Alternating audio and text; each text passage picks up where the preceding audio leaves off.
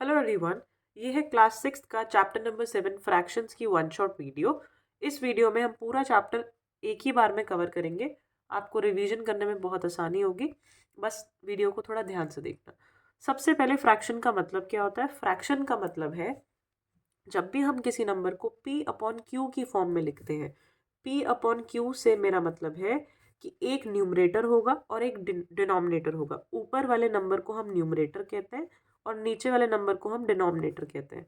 ठीक है, जब भी मैं किसी भी नंबर को p अपॉन क्यू की फॉर्म में न्यूमरेटर और डिनोमिनेटर की फॉर्म में एक्सप्रेस करूंगी तो वो फ्रैक्शन बन जाएगी। जैसे मान लो मैं लिखना चाहती हूँ 7, मैं 7 को 7/1 भी लिख सकती हूँ। तो ये मैंने फ्रैक्शन में रिप्रेजेंट किया है 7 को। ठीक है, इसी तरह 4/5, 2/3, ये सब फ्रैक्शंस हैं। राइट, अब हम आगे बढ़ते हैं। फ्रैक्शन का एक्चुअल में यूज़ कहाँ होता है।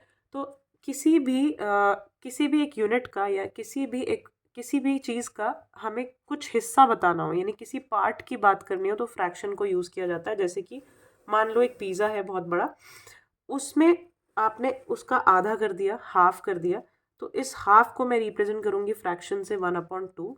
ठीक है, इसका मतलब क्या होता है कि एक में से पूरा एक था, उसमें से कितने हिस्से किए, 2 हिस्से किए, तो 2 में से एक हिस्सा, राइट, तो 1/2। इसी तरह अगर मैं इसके 4 हिस्से कर दूंगी तो ये जो एक हिस्सा होगा, चौथा पार्ट जो होगा, उसको मैं बोलूंगी 1/4। यानी 4 हिस्सों में से टोटल नंबर ऑफ पार्ट्स नीचे, ऊपर जितने पार्ट की हम बात कर रहे हैं, तो 4 में से एक, तो 1/4 इस पार्ट का नाम हो गया। इसी तरह अगर मैं उस पिज़्ज़ा के 3 हिस्से करूंगी, इक्वल 3 पार्ट्स, तो इस एक पार्ट की वैल्यू क्या होगी, ध्यान से देखना। 3 टोटल पार्ट की हैं और कितने पार्ट को की बात कर रहे हैं, एक पार्ट की, तो ये हुआ आपका 1/3। इसी तरह जो पार्ट नॉन शेडेड है, जो शेड नहीं हुआ है, उसको अगर मुझे फ्रैक्शन में लिखना है तो मैं कैसे लिखूंगी। ये 3 हिस्से किए हैं, 3 नीचे, कितने पार्ट नॉन शेडेड है, एक और दो, तो 2, तो 2/3 जो है नॉन शेडेड है। राइट, इसी तरह अगर मैंने एक सर्कल के मान लो 5 हिस्से किए, 1 2 3 4 5, 5 बराबर हिस्से किए, और उसमें से मैंने 3 पार्ट को अलग कर दिया, तो मैं बोलूँगी फ्रैक्शन में कि मैंने 3/5, फ्रैक्शन में अगर मैं उसको रिप्रेजेंट करूँगी तो 3/5 यानी 3/5। राइट, तो फ्रैक्शन कहाँ यूज़ होता है, कैसे यूज़ होता है, तो समझ आ गया। अब आगे देखते हैं। सबसे इंपॉर्टेंट टॉपिक है यहाँ पे, नंबर लाइन में फ्रैक्शंस को कैसे बताओगे, नंबर लाइन में। ठीक है, ये बहुत ध्यान से देखना। आपको नंबर लाइन में फ्रैक्शंस को रिप्रेजेंट करना है, दिखाना है, तो 2 तरह के फ्रैक्शन आपको पहले समझने हैं यहाँ पे। एक होता है आपका प्रॉपर फ्रैक्शन और एक होता है इम्प्रॉपर फ्रैक्शन। ठीक है, प्रॉपर फ्रैक्शन का मतलब है जब न्यूमरेटर जो है छोटा होगा डिनोमिनेटर से। यानी आपके पास मान लो 4/5 है, 3/4 है, 1/2। इसमें क्या है, देखो न्यूमरेटर यानी ऊपर वाला नंबर नीचे वाले नंबर से छोटा है, इसको कहते हैं प्रॉपर फ्रैक्शन। ठीक है, इम्प्रॉपर फ्रैक्शन कौन सी होगी, जिसमें न्यूमरेटर बड़ा हो, जैसे कि 4/3, 5/2, 7/3 या 11/7। इसमें सब में देखो न्यूमरेटर ऊपर वाला नंबर बड़ा है। ठीक है, तो ये प्रॉपर फ्रैक्शन हुई और ये इम्प्रॉपर फ्रैक्शन हुई। अब नंबर लाइन में इसका क्या काम है वो ध्यान से सुनना। मान लेते हैं सबसे पहले मुझे प्रॉपर फ्रैक्शन को नंबर लाइन में रिप्रेजेंट करना है, तो नंबर लाइन आपकी ये रही, ये है 0।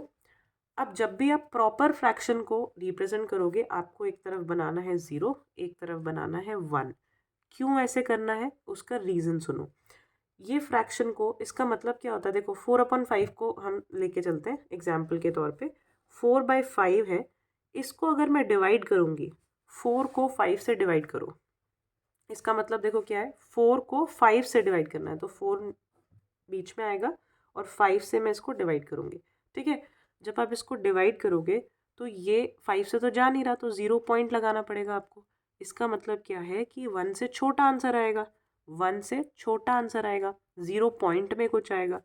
तो हमेशा जो प्रॉपर फ्रैक्शन में जब भी आप इसको पॉइंट में आंसर निकालोगे डिवाइड करके, तो हमेशा 0 और 1 के बीच ही इसकी वैल्यू आती है। प्रॉपर फ्रैक्शन में जब भी आप डिवाइड करोगे, अगर, वैसे तो करने की ज़रूरत नहीं है, आपको बस इस बात को जानना है। ठीक है, ये डिवाइड करोगे तो 0 और 1 के बीच में ही वैल्यू इनकी लाई करेगी, राइट। इसीलिए हम नंबर लाइन पे 0 और 1 बनाते हैं। अब देखो क्या करना है, 5 पार्ट्स करने, अभी मैंने आपको बताया 5 में से 4 की बात हो रही है, तो 5 हिस्से करोगे आप 0 और 1 के, 5 इक्वल पार्ट्स करोगे, ठीक है। तो 1 2 3 4 एंड 5, 5 इक्वल पार्ट किए। मैंने यहाँ बिना मेजर किए किया, आपको स्केल से मेजर करके करना है। 5 इक्वल पार्ट। अब उसमें से कितने की बात हो रही है, 4 की बात हो रही है। तो 1, ये फर्स्ट पार्ट, देखो ये पहला पार्ट है, फिर ये दूसरा, 2 हो गए, फिर ये 3, ये 4। तो ये जो पॉइंट होगा, दिस विल रिप्रेजेंट 4/5, ठीक है। ये रिप्रेजेंट कर रहा होगा 4/5। इसी तरह देखो 3/4 देख लो, ये अब 3/4 क्या है, प्रॉपर फ्रैक्शन है, तो मुझे पता है 0 और 1 के बीच ही इनकी वैल्यू आएगी। नीचे कितना है, डिनोमिनेटर में 4 है, यानी मैं इसके 0 और 1 के 4 हिस्से करूंगी, 1 2 3 4, 4 बराबर हिस्से कर दिए। कितने की बात हो रही है, 4 में से 3 पार्ट की बात हो रही है, तो 1 2 एंड 3, तो ये जो पार्ट है ये आपका 3/4 हो गया, राइट। अब देखते हैं अगर फ्रैक्शन इम्प्रॉपर हो तो नंबर लाइन में कैसे शो करोगे। अब यहाँ पे पहला एग्जाम्पल लेते हैं 7/3, ठीक है। 7/3 अगर आपका नंबर है तो सबसे पहले ये समझो कि अगर मैं इसको डिवाइड करूँगी, 7 को 3 से डिवाइड करूँगी, तो 3 के टेबल में 2 पे 6 आएगा, 1 देन पॉइंट लगेगा, देन 0 देन 3 9, ऐसे चलता जाएगा। तो कहने का मतलब ये है कि जब हम इम्प्रॉपर फ्रैक्शन को डिवाइड करेंगे, किसी भी प्रॉपर फ्रैक्शन को आप डिवाइड करके देख लो, हमेशा 1 से ज़्यादा आंसर आएगा, ठीक है। 2 पॉइंट 3 पॉइंट कुछ भी ऐसे, मतलब 1 से ज़्यादा आंसर होगा, ठीक है। तो आपको इस केस में हमेशा डिवीजन करके देखना होगा कि जो आंसर है, जो वैल्यू है इस फ्रैक्शन की, वो कहाँ लाई कर रही है, ठीक है, किसके बीच में आ रही है। जैसे अभी मैंने ये फ्रैक्शन डिवाइड किया, मैं इसको मान लो पॉइंट में नहीं करती हूँ, मैं इसको दोबारा करके दिखाती हूँ। 7/3 था, 7 और 3 को डिवाइड करते हैं, 3 2 ज़ा 6 एंड 1, बस इतना ही छोड़ दो। इसको मिक्स फ्रैक्शन में लिखो, ये 3 नीचे आएगा, 2 इधर आएगा एंड 1 इधर, ऐसे लिखोगे मिक्स फ्रैक्शन में, राइट। अब इस मिक्स फ्रैक्शन से आपको ये पता चल रहा है कि आपके जो 7/3 था उसकी वैल्यू 2 से बड़ी है, 2 1/3 है, यानी 2 और 3 के बीच में आ रही है, ठीक है। तो आप नंबर लाइन पे भी वही बनाओगे, यहाँ पे बनाओगे 2 और यहाँ बनाओगे 3, 2 और 3 के बीच में आ रही है, ये नंबर आपको बताएगा कि वैल्यू कहाँ आ रही है। तो 2 1/3 यानी 2 से ज़्यादा है, राइट। तो 2 और 3 बनाया, अब 2 का काम तो हो गया, यहीं पे ये आपको बस ये बता रहा था कि क्या वैल्यूज़ यहाँ पे बनेंगी, ठीक है। अब 1/3 आपको प्लॉट करना है, तो कितने हिस्से करने हैं, डिनोमिनेटर बताएगा, 3 हिस्से करो, 1 2 एंड 3, 3 इक्वल पार्ट्स। और कितने मार्क करना है, किस पे मार्क करना है, फर्स्ट पार्ट पे, तो ये रहा फर्स्ट पार्ट, ये हो गया आपका 2 1/3। नेक्स्ट देखते हैं, नेक्स्ट नंबर मान लेते हैं 11/9 को आपको नंबर लाइन में प्लॉट करना है, ठीक है। ये आपका एक इम्प्रॉपर फ्रैक्शन है, तो सबसे पहले इसको डिवाइड करते हैं, 11 को 9 से डिवाइड करोगे, ये आएगा 9 1 ज़ा 9 एंड 2 रिमेन, ठीक है। इसको मिक्स्ड फ्रैक्शन में लिखेंगे तो it will be 9 1 and 2, right. अब नंबर लाइन बनाओ, मुझे मिक्स्ड फ्रैक्शन से ये पता चल रहा है कि ये मेरा जो नंबर है वो 1 के बाद आएगा, 1 और 2 के बीच में आएगा, क्योंकि नंबर क्या बन रहा है, 1 2/9, तो 1 से बड़ा है और 2 से छोटा, तो मैं यहाँ पे लिखूँगी 1 और यहाँ लिखूँगी 2। कितने पार्ट्स करूँगी 1 और 2 के बीच में, 9 पार्ट्स, डिनोमिनेटर बताता है कितने हिस्से करोगे, तो 1 2 3 4 5 6 7 8 9, 9 इक्वल पार्ट्स हो गए। इसके बाद कौन से पार्ट को मार्क करोगे, सेकेंड पार्ट को, तो 1 एंड 2, सेकेंड पार्ट को आपने मार्क कर दिया, ये आपका होगा 1 2/9 या 11/9। आई होप आपको नंबर लाइन में कैसे फ्रैक्शंस को रिप्रेजेंट करना ये समझ आया होगा। अब हम नेक्स्ट टॉपिक देखते हैं। अब हम देखते हैं टाइप्स ऑफ फ्रैक्शंस। देखो आपके पास कितने तरह के फ्रैक्शंस हैं। सबसे पहले प्रॉपर और इम्प्रॉपर हम पढ़ चुके हैं। प्रॉपर फ्रैक्शन वो जिसका न्यूमरेटर जो है छोटा होता है, जैसे 4/5, डिनोमिनेटर से 1/2, ठीक है। इम्प्रॉपर मतलब जिसका न्यूमरेटर जो है बड़ा है, जैसे 5/2, या 8/7 इस तरह से। न्यूमरेटर बड़ा है डिनोमिनेटर से। मिक्स्ड फ्रैक्शन क्या होता है? मिक्स्ड फ्रैक्शन होता है जिसमें 3 नंबर्स आपको देखने को मिलेंगे, जैसे 1/2, ऐसे ही 3 7/4, इस तरह से 3 नंबर्स, एक छोटा सा नंबर इधर लिखा होता है और ऊपर इधर इधर एक फ्रैक्शन होता है। इसको कहते हैं मिक्स्ड फ्रैक्शन। ठीक है। यूनिट फ्रैक्शन क्या होती है? यूनिट फ्रैक्शन का मतलब है न्यूमरेटर में 1 होगा, जैसे कि 1/4, 1/5, 1/9, 1/6। ये आपकी सारी यूनिट फ्रैक्शंस हैं। यूनिट फ्रैक्शन मतलब जिसमें न्यूमरेटर में 1 है। इसके बाद आता है इक्विवेलेंट फ्रैक्शन। इक्विवेलेंट फ्रैक्शन कौन से फ्रैक्शन होते हैं? जो दोनों फ्रैक्शन आपस में बराबर हैं। जैसे मान लो मैं लिखती हूँ 1/2 और मैंने लिखा 3/6। ये दोनों फ्रैक्शन आपस में बराबर हैं। कैसे? अगर मैं 3/6 को कैंसिल करूँगी, सिंपलेस्ट फॉर्म में कन्वर्ट करूँगी, काटूंगी, तो ये वापस 1/2 आ जाएगा। जैसे 3 और 6 को कैंसिल करो, 3 1 ज़ा 3 एंड 3 2 ज़ा 6, 1/2 आ गया। तो 1/2 और 3/6 एक ही बात है। इसी तरह 1/4 या मैं लिखूँ 4/16, एक ही बात है। 4 और 16 को कैंसिल करोगे 1/4 आ जाएगा वापस से। ठीक है। तो ऐसे फ्रैक्शन जो सिंपलेस्ट फॉर्म में कन्वर्ट करने के बाद या काटने के बाद वापस सेम बन जाए, उसको कहते हैं इक्विवेलेंट फ्रैक्शन। फिर आता है लाइक फ्रैक्शन। लाइक फ्रैक्शन कौन से फ्रैक्शन है? ऐसे फ्रैक्शन जिसमें डिनोमिनेटर सेम है, जैसे कि 1/7, 2/7, 3/7। ये तीनों लाइक फ्रैक्शन है। क्यों? क्योंकि तीनों का डिनोमिनेटर 7 है। ठीक है। ऐसे ही एक और एग्जांपल ले लो, जैसे आपने लिखा 3/5, 13/5, 23/5। ये तीनों लाइक फ्रैक्शन है, तीनों के डिनोमिनेटर में 5 है। ठीक है। अनलाइक फ्रैक्शन क्या होंगे? अनलाइक मतलब जिसका डिनोमिनेटर अलग अलग है, जैसे 1/8, 3/7, 5/2, ऐसे कुछ भी। ये अनलाइक फ्रैक्शन है, एक जैसे नहीं है। राइट। अब सीखते हैं हम कन्वर्जन। मिक्स्ड से आप इम्प्रॉपर फ्रैक्शन कैसे बनाओगे और इम्प्रॉपर से मिक्स्ड कैसे बनाओगे। मिक्स्ड फ्रैक्शन अगर आपको दिया है, मान लेते हैं आपको दिया है 3 2/5। ठीक है। ये मिक्स्ड फ्रैक्शन है, 3 नंबर्स दिख रहे हैं। इससे इम्प्रॉपर फ्रैक्शन में कन्वर्ट करना है, तो कैसे करोगे? देखो, सबसे पहले ये जो डिनोमिनेटर है, इसको और इस साइड वाले नंबर को, दोनों को कर दो मल्टीप्लाई आपस में। ठीक है। जो आंसर आपके पास आएगा उसमें ये जो ऊपर वाला नंबर है इसको कर दो प्लस। ठीक। अब देखो क्या करना है।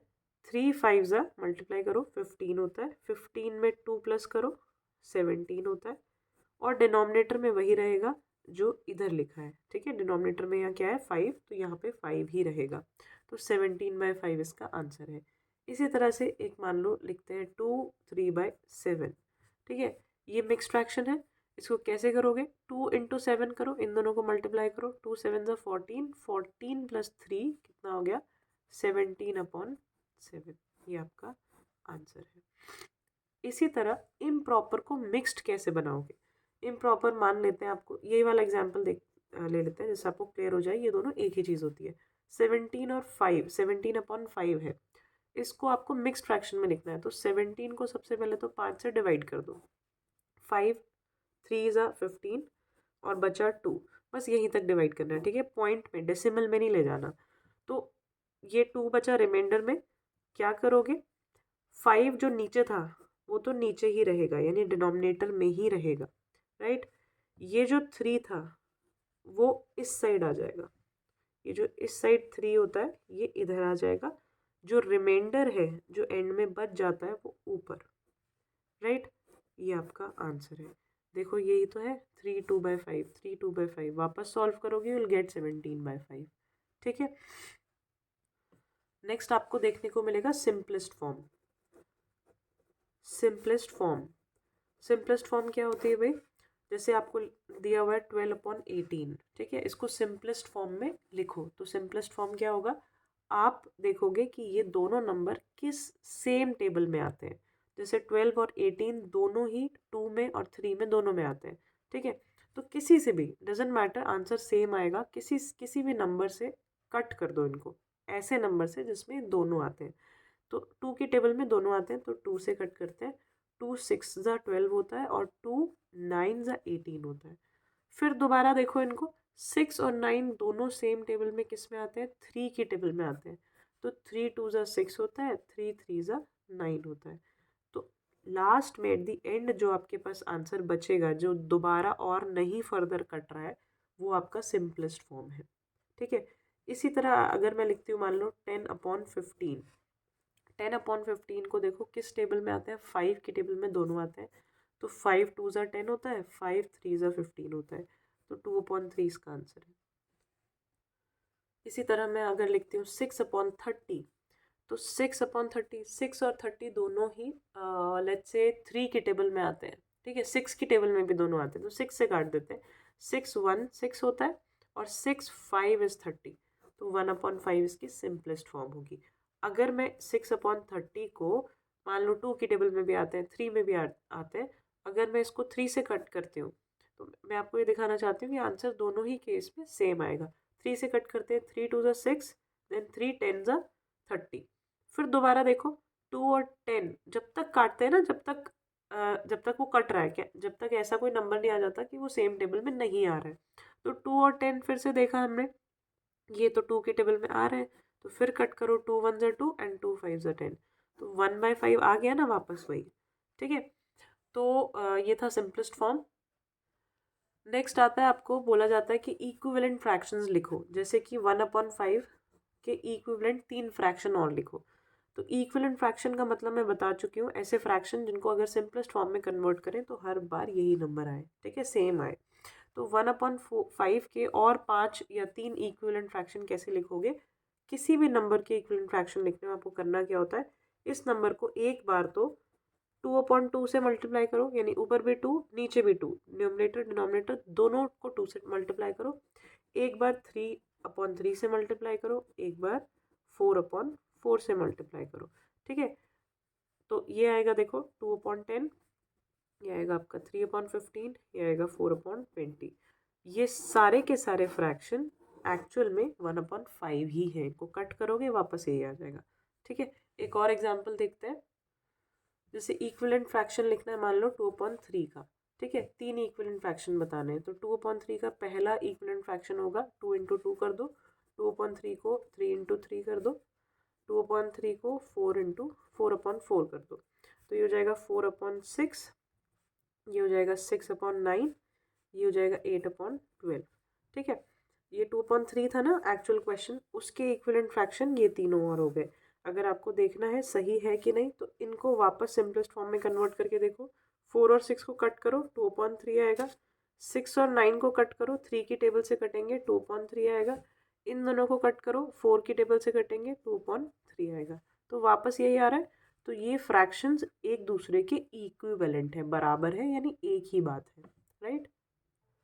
नेक्स्ट देखते हैं बहुत इंपॉर्टेंट चीज़ जिसको कहते हैं कंपैरिजन। फ्रैक्शंस में आप कंपेयर कैसे करोगे कि कौन सा फ्रैक्शन बड़ा है और कौन सा छोटा।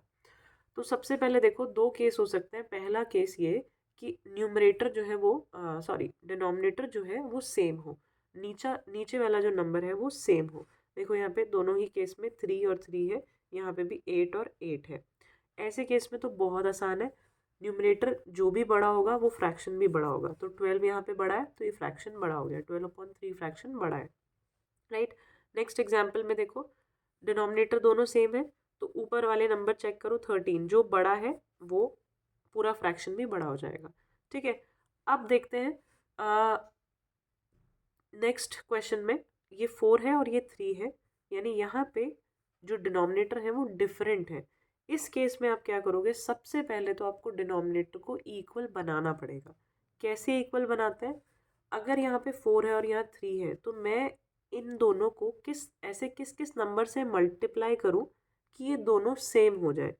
4 को अगर मैं 3 से मल्टीप्लाई करूँगी और इस 3 को अगर मैं 4 से मल्टीप्लाई करूँगी, तो दोनों ही जगह में 12 आंसर आ जाएगा, सेम हो जाएगा। ठीक है, अब ध्यान से देखना, अगर मैं यहाँ पे 3 से मल्टीप्लाई करूँगी तो 12 हो जाएगा, और इधर मैं 4 से मल्टीप्लाई करूँगी तो ये 12 हो जाएगा। तो मुझे यही काम ऊपर न्यूमरेटर के साथ भी करना पड़ेगा। जो मैं इस फ्रैक्शन में डिनोमिनेटर के साथ कर रही हूँ वही चीज़ मुझे न्यूमरेटर के साथ भी करनी पड़ेगी। क्यों? क्योंकि मैं फ्रैक्शन को चेंज नहीं करना चाहती। ठीक है, अगर सिर्फ आप अपनी मर्जी से सिर्फ डिनोमिनेटर में चेंज कर दोगे तो आपने पूरा फ्रैक्शन ही बदल दिया। आप फ्रैक्शन चेंज नहीं करना चाहते हो, आपको फ्रैक्शन सेम रखना है, इसीलिए अगर आप डिनोमिनेटर में मल्टीप्लिकेशन किसी के साथ कर रहे हो तो आपको न्यूमरेटर में भी सेम मल्टीप्लाई करना पड़ेगा। ठीक है, तो 3 यहाँ पे मल्टीप्लाई कर रहे हैं जिससे 12 हो जाए, तो ऊपर भी 3 से मल्टीप्लाई करो। इसी तरह अगर 4 को यहाँ मल्टीप्लाई कर रहे हैं जिससे कि ये 12 हो जाए, तो इधर भी 4 को मल्टीप्लाई करो। ठीक है, यानी पूरी फ्रैक्शन में 4 4 ऊपर नीचे दोनों जगह मल्टीप्लाई किया है, और इस पूरी फ्रैक्शन में दोनों ऊपर नीचे 3 3 मल्टीप्लाई किया। क्यों? क्योंकि देखो इन दोनों को अगर मैं कैंसिल करूँगी 9/4 ही रहेगा ना फ्रैक्शन, तो ऐसे इस 4 और इस 4 को कैंसिल करेंगे तो 5/3 रहेगा। ठीक है, तो देखो यहाँ पे क्या आता है, 9 3 इज 27, ये हो जाएगा 12, और ये 5 × 4 इज 20, और ये हो जाएगा फिर से 12। अब देखो बहुत इजी हो गया, न्यूमरेटर सेम, डिनोमिनेटर जो है वो बिल्कुल सेम हो गया। न्यूमरेटर चेक करो कौन सा बड़ा है, तो 27 इज ग्रेटर, तो ये पूरा का पूरा फ्रैक्शन भी बड़ा हो गया, यानी कि 9/4 जो है वो बड़ा है। ठीक है, इसी तरह अब ये वाला क्वेश्चन देखते हैं। देखो यहाँ पे भी डिनोमिनेटर जो है दोनों ही केस में अलग अलग है। पहले इसको सेम करते हैं, तो इसको 4 से मल्टीप्लाई करेंगे तो इसको 5 से करेंगे। अब डिनोमिनेटर में इसको 4 से कर रहे हैं तो ऊपर न्यूमरेटर में भी 4 करना पड़ेगा मल्टीप्लाई। ऐसे ही इसको 5 से मल्टीप्लाई कर रहे हैं तो न्यूमरेटर में भी 5 से मल्टीप्लाई करना पड़ेगा।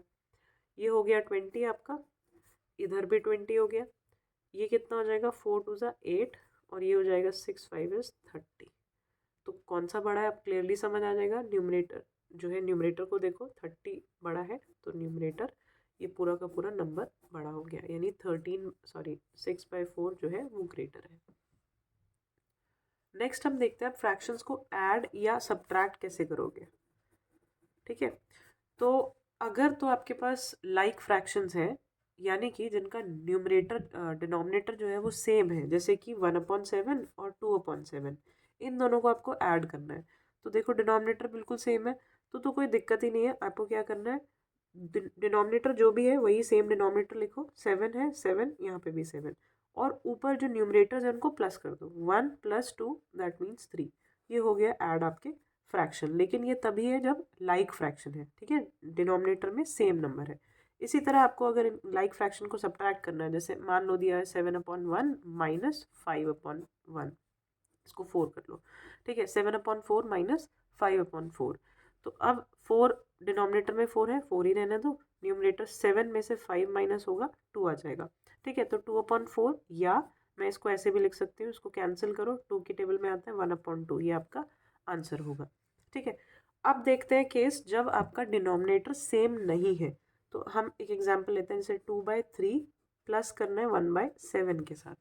ठीक है, इस केस में आप क्या करोगे, यहाँ पे देखो 3 है और 7 है, तो आपको इन दोनों को पहले तो सेम बनाना है। ठीक है, तो सेम कैसे बनाओगे, यहाँ मैं इसको 7 से मल्टीप्लाई कर दूँ और यहाँ 3 से, दोनों ही केस में 21 हो जाएगा। तो अगर मैं यहाँ 7 से मल्टीप्लाई कर रही हूँ तो मुझे न्यूमरेटर में भी 7 मल्टीप्लाई करना पड़ेगा, और इधर अगर मैं 3 से मल्टीप्लाई कर रही हूँ तो ऊपर भी 3 से मल्टीप्लाई करना पड़ेगा। ठीक है, तो ये फ्रैक्शन क्या बन जाएगा आपका, 14/21 प्लस ये बन जाएगा आपका 3/21। तो डिनोमिनेटर सेम हो गया। अब बस वही अपना डिनोमिनेटर सेम लिखो, 21, 14 + 3 कितना हो जाएगा, 14, 15, 16, 17। तो 17/21 आपका आंसर है। इसी तरह एक और एग्जांपल लेते हैं, जैसे आपको दिया हुआ है लेट्स से 5/7 + 1/3। ठीक है, तो यहाँ पे अच्छा, ये फिर से 3 और 7 वाला एग्जांपल ही हो गया। कुछ और देखते हैं, मिक्स्ड फ्रैक्शन में एक नंबर ले लेते हैं, जैसे कि आपको दिया है 4 2/3 प्लस करना है 3 1/4 के साथ। ठीक है, तो यहाँ देखो डिनोमिनेटर में एक में 3 है, एक में 4 है। तो सबसे पहले आपको मिक्स्ड फ्रैक्शन को चेंज करना है और इसको नॉर्मल फ्रैक्शन में कन्वर्ट करना है। कैसे मिक्स्ड फ्रैक्शन चेंज करते हैं, इन दोनों को मल्टीप्लाई करो, 4 3 ज़ा 12, 12 + 2 कितना हो गया, 14। ये हो गया 14/3, प्लस ये हो जाएगा आपका 3 × 4 12, 12 + 1 13/4। ठीक है, अब आगे नेक्स्ट स्टेप देखो, आपको क्या करना है, आपको इन दोनों को सेम करना है। तो या तो मैं इधर 4 से मल्टीप्लाई करूं और इधर 3 से मल्टीप्लाई करूंगी, तो दोनों ही जगह 12 हो जाएगा। तो इधर 4 से तो ऊपर भी 4 से मल्टीप्लाई करना पड़ेगा, और यहाँ 3 से तो ऊपर भी 3 से मल्टीप्लाई करना पड़ेगा। तो 4 × 14 करोगे, यू विल गेट 56, 3 × 4 12, प्लस ये हुआ 12, 13 इंटू 3 यू विल गेट 39। अब 12 डिनोमिनेटर में है तो 12 लिखा, 56 प्लस 39 विल गिव यू 95। तो ये आपका आंसर है। अब एक और तरीका है इस चीज़ को करने का जिसको हम एलसीएम लेना कहते हैं। जैसे कि आपको एक क्वेश्चन देती हूँ, 5/6 प्लस 1/3, ठीक है, इन दोनों को ऐड करना है। अब देखो, अभी तक हम क्या कर रहे थे, हम इन दोनों को सेम कर रहे थे, कैसे, मल्टीप्लाई करके। जैसे इसको 3 से मल्टीप्लाई किया, सॉरी इसको 2 से मल्टीप्लाई किया, इसको 1 से मल्टीप्लाई किया, ऐसे सेम हो गया। इसके अलावा एक ऑल्टरनेट मेथड है, आप क्या कर सकते हो, इन दोनों का एलसीएम ले लो। एलसीएम 6 और 3 का एलसीएम, सबसे एलसीएम लेना मैंने आपको बताया हुआ है पिछली वीडियोस में, प्लीज़ उनको देख लेना अच्छे से, बेसिक वीडियो ज़रूर देखो। 6 और 3 का एलसीएम लोगे, सबसे पहले 3 से जाएगा 2 and 1, फिर 2 से जाएगा 1 and 1, तो 3 इंटू 2 6 इसका एलसीएम आएगा। तो 6 यहाँ पे लिखोगे। 6 की टेबल में 6 कब आता है, ध्यान से देखो क्या कर रही हूँ मैं, आपको ये देखना है 6 की टेबल में, यहाँ जो डिनोमिनेटर है उसकी टेबल में ये नंबर कब आता है, 1 पे आता है, 6 1 ज़ा 6, और 1 को 5 से मल्टीप्लाई करो और यहाँ पे लिख दो, ठीक है, प्लस ये वाला प्लस। इसी तरह 3 की टेबल में 6 कब आता है, 3 की टेबल में 6 कब आता है, 2 पे आता है, 2 को 1 से मल्टीप्लाई करोगे और 2 यहाँ लिख दो। 5 + 2 7 हो गया, और नीचे आएगा आपका 6। ये आपका आंसर है। इसी में मैं आपको एक और एग्जाम्पल करके दिखाती हूँ, जैसे 1/2 प्लस 1/3 प्लस 1/6, आपको इन तीनों को प्लस करना है, ठीक है। तो 2 3 और 6 तीनों का एलसीएम ले लेते हैं। सबसे पहले 2 3 एंड 6, सबसे पहले 2 से 1 2 एंड 1 3 एंड 3, फिर 3 से 1 1 एंड 1, तो एलसीएम क्या आएगा, 2 × 3 कितना हो जाएगा एलसीएम, 6। तो बड़ा सा एक लाइन और एलसीएम आ गया 6। अब क्या करना है, देखो इसकी टेबल में, 2 की टेबल में 6 कब आता है, 3 पे आता है, 3 × न्यूमरेटर, तो 3 इंटू 1 3 होगा, प्लस का साइन ये वाला। फिर दोबारा 3 की टेबल में ये 6 कब आएगा, 2 पे आएगा, 2 × 1 2। 6 की टेबल में ये 6 कब आएगा, 1 पे आएगा, 1 इंटू न्यूमरेटर यानी 1 इंटू 1 दैट इज 1। तो 3 + 2 + 1 विल गिव यू 6, और नीचे वाला 6 एज इट इज, दोनों को कैंसिल कर दो, 1/1 या फिर 1, सिर्फ 1 में लिख सकते हो। ये आपका आंसर है। इसी तरह से माइनस करना होता है, जैसे आपको दिया हुआ एग्जाम्पल, लेट्स से 16/5 - 7/5। अगर तो डिनोमिनेटर सेम है तो 16 में से 7 माइनस करो, बचेगा 9, और 5 डिनोमिनेटर में आ जाएगा। आपका आंसर है, डायरेक्ट है। अगर आपको बोला जा रहा है कि 4/3 - 1/2 करो, यानी कि डिनोमिनेटर सेम नहीं है, उस केस में आपको क्या करना है, दोनों का एलसीएम लेना है। 2 और 3 का एलसीएम आएगा 6, 6 नीचे लिखो। 3 की टेबल में 6 आता है 2 पे, 2 इंटू 4 करोगे 8, माइनस 2 की टेबल में 6 कब आता है, 3 पे, 3 इंटू 1 3, तो 8 में से 3 माइनस करोगे, यू विल गेट 5 अपॉन ये 6 यहाँ पे एज इट इज़। ये आपका आंसर है।